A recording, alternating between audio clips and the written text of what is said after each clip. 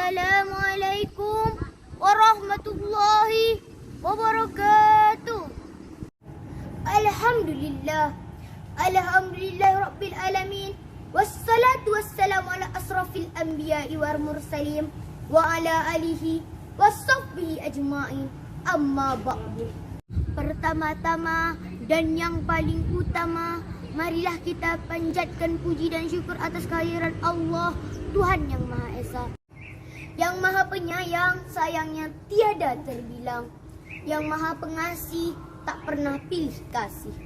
Salawat serta salam semoga senantiasa tercurah kepada junjungan kita Nabi besar Muhammad sallallahu alaihi wasallam yang telah membawa kita dari zaman kegelapan menuju zaman terang benderang, dari zaman mutar-mutar menuju zaman penuh komputer, dari zaman naik onta menuju zaman naik Toyota, yang kita nantikan syafaatnya di yaumul kiamah. Amin amin amin ya rabbal alamin. Bapak dan Ibu hadirin yang saya hormati, perkenalkan nama saya Nesa Andira Taib, berasal dari kota Subulu Salam dalam rangka Lomba Pidato se-Aceh. Pada kesempatan ini, Nesa akan berpidato yang berjudul Berbakti kepada kedua orang tua. Saudara-saudaraku yang dirahmati Allah, sebagai seorang muslim, kita diwajibkan untuk berbakti kepada kedua orang tua kita, sebagaimana difirmankan Allah dalam Al-Quran yang berbunyi, A'udzubillahi minasyaitonirrajim, Bismillahirrahmanirrahim, Wa'budullaha wa la tuhriku bihi syai'aw wa bil walidaini ihsana, yang artinya, sembahlah Allah dan jangan kamu persekutukannya dengan sesuatu pun, dan berbuat baiklah kepada kedua orang tuamu. Saudara-saudaraku yang dirahmati Allah, ayat tadi memerintahkan kita agar senantiasa menyembah Allah, Tuhan yang Maha Esa, dan berbakti kepada kedua orang tua. Lantas apa yang bisa kita perbuat untuk membalas jasa kedua orang tua kita? Mampukah kita membalasnya? Tentu kita tidak akan mampu membalasnya. Untung saja orang tua tidak meminta balasan dari anaknya. Dalam agama Islam ada aturan untuk senantiasa menyembah Allah dan berbakti kepada kedua orang tua. Bukankah Allah sudah memperingatkan kita agar senantiasa menyembah Dia dan tidak mempersekutukannya, dan berbuat baik kepada kedua orang tua sebaik-baiknya? Janganlah sekali-kali kalian mengatakan dan janganlah kalian membentak mereka, dan ucapkanlah kepada mereka perkataan yang mulia. Quran Surah Al-Isra ayat ke-23. Saat hamil, ibu selalu dalam kepayahan dalam mengandung kita, sedangkan ayah kita bekerja siang dan malam banting tulang untuk kelahiran kita.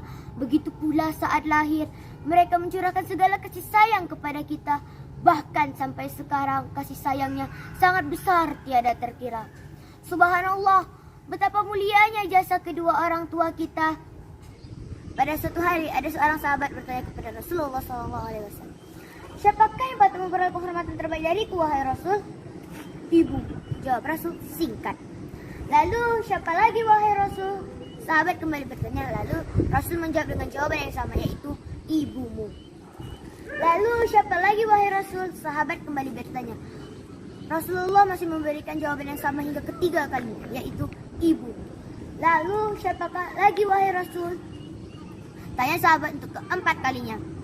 Barulah Rasul menjawab dengan jawaban ayahmu.